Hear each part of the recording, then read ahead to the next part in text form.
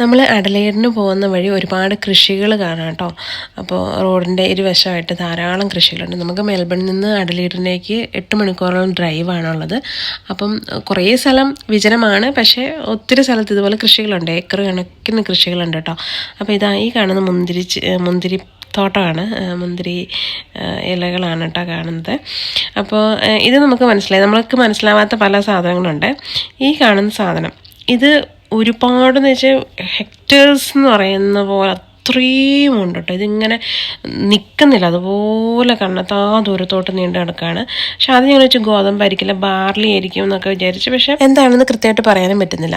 അപ്പം ഞങ്ങൾ വഴിയുടെ സൈഡിൽ വണ്ടി നിർത്തിയപ്പം റോഡ് സൈഡിലേക്ക് വീണ് കിടക്കുന്ന ഒരു ചെറിയ ഇത് കണ്ടു. അപ്പോൾ ഇത് കണ്ടിട്ട് ഗോതമ്പോ ബാർലിയോ പോലെ ഉണ്ട് കേട്ടോ, ഗോതമ്പാണെന്ന് തോന്നുന്നു.